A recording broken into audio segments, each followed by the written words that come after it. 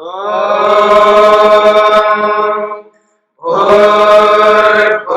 स्वः तत्सवितुर्वरेण्यं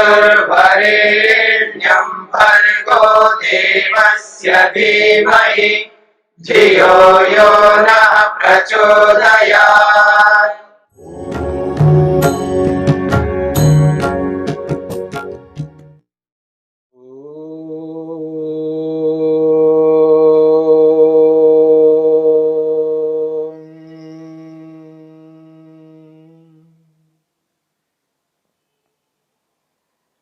साधन पाद के चौथे सूत्र को लेकर के विचार चल रहा है।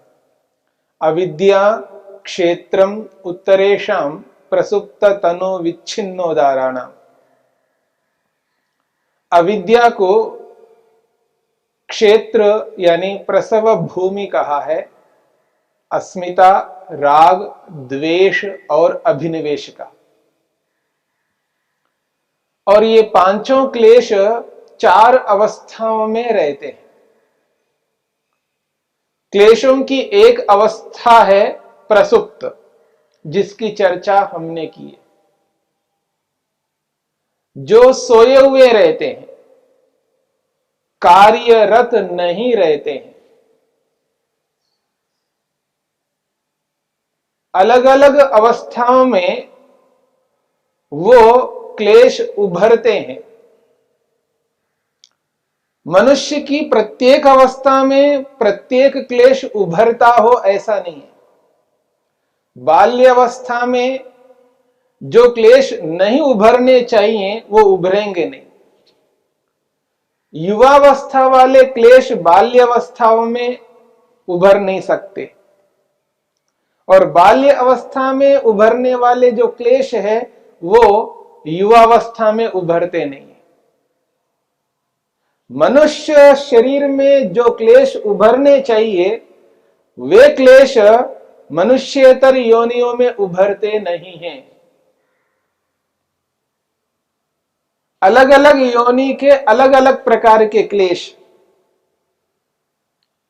क्लेशों की व्यापकता बहुत अधिक है। जितनी योनियां हैं क्लेशों के उतने प्रकार हैं, उतनी विविधताएं हैं, भिन्नताएं हैं। हां, जाति के रूप में अविद्या, अस्मिता, राग, द्वेष और अभिनिवेश के रूप में है। परंतु इन पांचों क्लेशों को कमजोर करना हो वो केवल मनुष्य कर सकता है। इनको तनु करना है, कमजोर करना है और एक स्थिति में जाकर के इनको समाप्त करना है, ये केवल मनुष्य ही कर सकता है। मनुष्येतर योनियों में जितने भी प्राणी हैं उनके बस की बात नहीं है। क्यों? जो ज्ञानार्जन है, जो विवेक है, जो वैराग्य है, ये केवल मनुष्य में ही हो सकता है। महर्षि पतंजलि ने इन पांच क्लेशों की जो चार अवस्थाएं बताई है, प्रसुप्त, तनु, विच्छिन्न और उदार, इन चार अवस्थाओं में से एक अवस्था को लेकर के हमने विचार किया है, प्रसुप्त। और एक बात बीच में आई थी, जो योगी में रहती है वो अवस्था, इन चार अवस्थाओं से वो भिन्न अवस्था है। दग्ध बीज भाव अवस्था वो पांचवी अवस्था है, केवल योगी में रहती है। कैसे योगी में? जिसने असंप्रज्ञात समाधि को प्राप्त किया है। समाधि के दो भेद हैं, एक संप्रज्ञात और एक असंप्रज्ञात। इन दो भेदों में जो असंप्रज्ञात समाधि है, अर्थात जिस समाधि में परमात्मा का साक्षात्कार होता है, ईश्वर का दर्शन होता है, और जिसने ईश्वर का दर्शन किया है वह योगी इन पांचों क्लेशों को ऐसा बना देता है जैसे भुने हुए चने होते हैं। चने को भून लिया जाता है तो दोबारा वो अंकुरोत्पन्न नहीं हो सकते, अंकुरित नहीं हो सकते हैं। वो कितने ही देर तक उनको बनाए रखिएगा, पर उनमें अंकुरोत्पत्ति करने का जो सामर्थ्य है वो नहीं रहा है, क्योंकि उसको अग्नि से जला दिया है। ठीक इसी प्रकार से योगी तत्व ज्ञान से, प्रसंज्ञान रूपी अग्नि से पांचों क्लेशों को जलाता है, भुने हुए जले हुए चने के समान बना देता है। उस अवस्था को कहा है दग्ध बीज अवस्था। तो दग्ध बीज भाव की जो स्थिति है वो पांचवी अवस्था है, वो केवल योगी में रहती है। इन दोनों स्थितियों को लेकर के हमने विचार किया है, एक प्रसुप्त और एक दग्ध बीज भाव। क्लेशों की जो चार अवस्थाओं में दूसरी अवस्था है जिसका नाम है तनु। प्रसुप्त के बाद में महर्षि पतंजलि ने तनु को रखा है। तनुत्वम उच्यते, महर्षि वेदव्यास कहते हैं अब तनु के बारे में कहते हैं। तनु किसे कहते हैं, क्लेशों का तनु स्वरूप क्या होता है, क्या उसकी परिभाषा है। महर्षि वेदव्यास कहते हैं तनुत्वम प्रतिपक्ष भावनोपहता क्लेशाः तनवः भवन्ति। महर्षि वेदव्यास कहते हैं प्रतिपक्ष भावनोपहता क्लेशाः तनवः भवन्ति। प्रतिपक्ष भावना, प्रतिपक्ष भावना का अर्थ है विरोधी भावना, क्लेश के विरुद्ध भावना। पांचों क्लेशों के विरुद्ध भावना को यहां पर प्रतिपक्ष भावना शब्द से स्पष्ट किया है।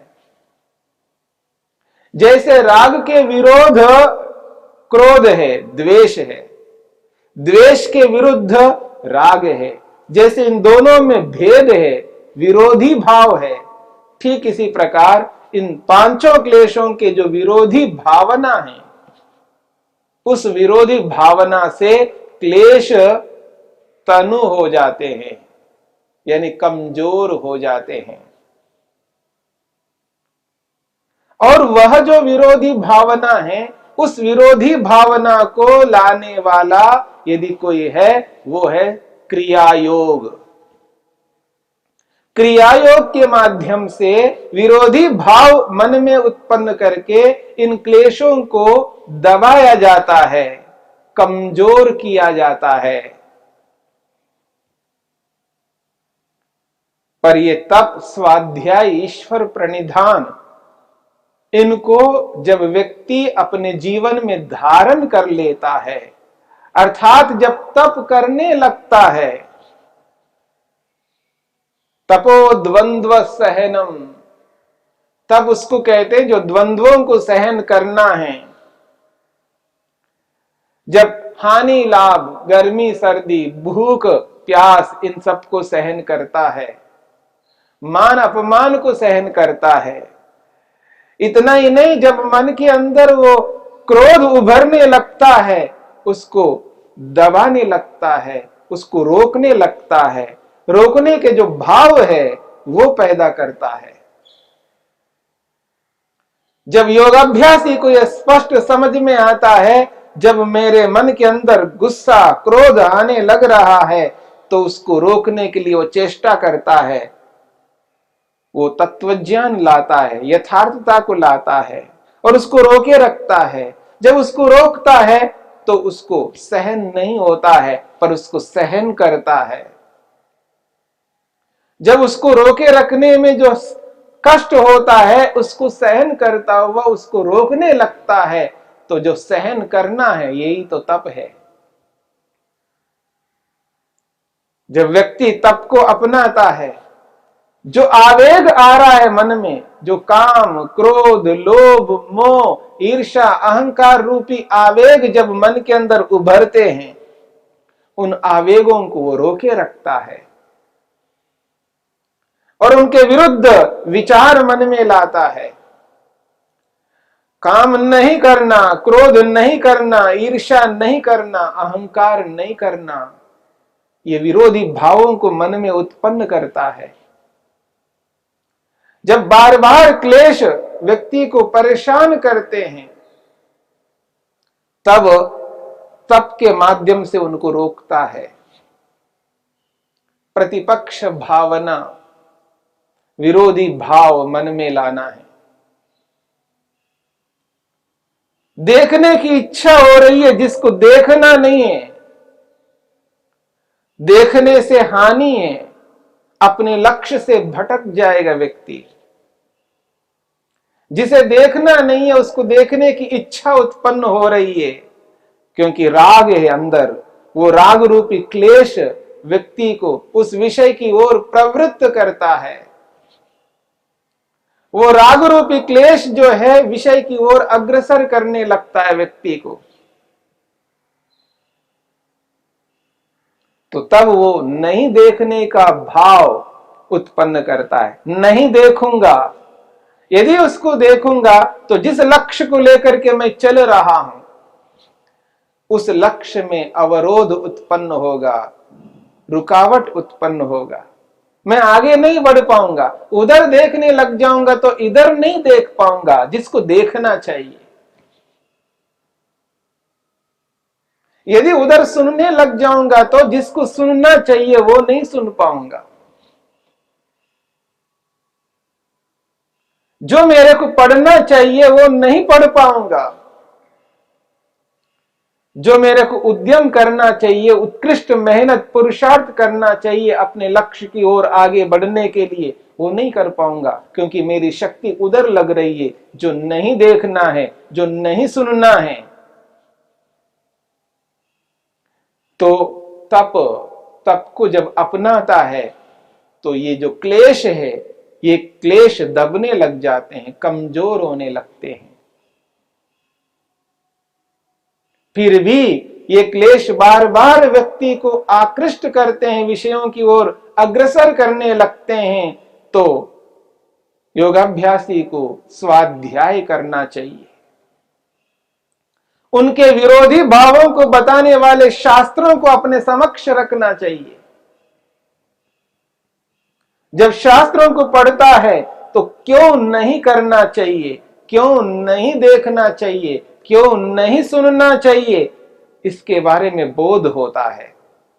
भद्रम कर्णे भी शृणुयाम देवाः, मैं भद्र ही सुनना चाहता हूं, मैं भद्र ही देखना चाहता हूं। भद्र ही क्यों देखूं, भद्र ही क्यों सुनूं, वो शास्त्र बताएगा, विद्या बताएगी। जब स्वाध्याय करता है, उस स्वाध्याय में जिन जिन बातों की जानकारी होती है, जो विद्या प्राप्त होती है, वही विद्या उस व्यक्ति को बताएगी कि ये अनुचित है, इसे नहीं करना है, ये अनुचित है, इसे देखना नहीं है। तो स्वाध्याय और सहयोग करने लगता है, तो तप और मजबूत होने लगता है। इतना ही नहीं, इसके साथ साथ ईश्वर को स्मरण रखता है। उसे ये बोध रहता है ईश्वर सर्वत्र व्याप्त है, कण कण में विराजमान है। ऐसा कोई स्थान नहीं है जहां परमेश्वर ना हो। मुझे देख सुन जान रहे हैं, उसकी उपस्थिति में उपस्थित हूं। सर्वशक्तिमान है, न्यायकारी है। ऐसे न्याय स्वरूप, सर्वशक्तिमान स्वरूप ईश्वर को मैं नजरअंदाज नहीं कर सकता। एक और ईश्वर प्रणिधान के माध्यम से उसको ये भय रहता है, यदि मैं गलत करूंगा तो ईश्वर न्यायकारी है, छोड़ेगा नहीं, दंड देगा।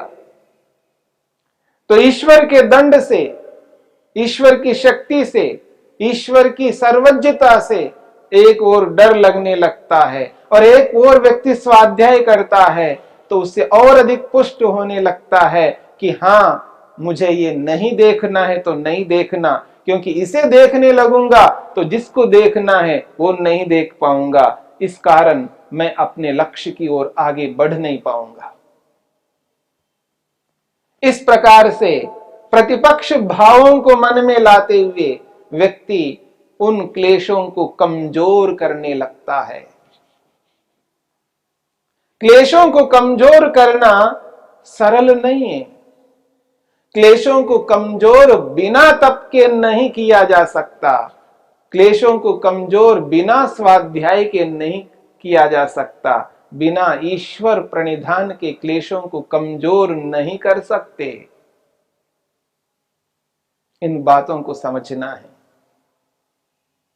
जब हम क्लेशों को कमजोर करना चाहते हैं और तप ना करें, स्वाध्याय ना करें, ईश्वर प्रणिधान को अपनाए नहीं, तो याद रखना क्लेश कमजोर नहीं होंगे और मजबूत होंगे और विषयों की ओर अग्रसर होंगे। जो नहीं देखना है वही देखने लग जाएंगे, क्योंकि जीवन में तप नहीं है। अतपस्वी व्यक्ति कमजोर होता है। जो स्वाध्याय नहीं करता, शास्त्रों का अध्ययन नहीं करता है, जो जानकारी एकत्रित नहीं करता है, वो और कमजोर होने लगता है। जब ईश्वर को भुला देता है तो उसको भय नहीं रहता। जीवन में यदि भय नहीं है तो व्यक्ति अनिष्ट से बच नहीं सकता। अनिष्ट से वही व्यक्ति बचेगा जिसके जीवन में भय हो। यदि मैं ये करूंगा तो मेरे को निश्चित रूप से दंड मिलेगा। हां, मनुष्य से बच सकता हूं, पर ईश्वर से कभी नहीं बच सकता हूं। क्योंकि ये जो शरीर मिला है, आज जो जीवन मेरे को मिला हुआ है, जिन कारणों से मिला हुआ है, यदि ऐसे कारणों को मैं उत्पन्न नहीं करूंगा, ऐसे कर्मों को नहीं करूंगा, तो निश्चित रूप से पुनः मेरे को ऐसा साधन नहीं मिल पाएगा, ऐसा शरीर नहीं मिल पाएगा। आत्मा तो नित्य है। नैनम छिंदन्ति शस्त्राणि नैनम दहति पावका। गीता भी यही कह रही है। आत्मा को काट नहीं सकते, आत्मा को जला नहीं सकते। आत्मा तो नित्य है, वो नष्ट होने वाली नहीं है। आत्मा तो नित्य है, इसलिए शरीर छूटेगा तो दोबारा शरीर को प्राप्त करना होगा। और दोबारा जब शरीर को प्राप्त करना है तो मेरे अच्छे कर्म नहीं रहेंगे, तो मेरे को अच्छा शरीर नहीं मिलेगा, ऐसा शरीर नहीं मिलेगा, इससे उत्तम शरीर नहीं मिलेगा। इसलिए ईश्वर प्रणिधान को सामने रखना है, स्वाध्याय को सामने रखना है, तप को सामने रखना है, तभी हम अपने क्लेशों को कमजोर कर सकते हैं। उसके बिना कमजोर नहीं हो पाएंगे। शांतिरंतरिक्षं शांति पृथिवी शांतिरापः शांतिरोषधयः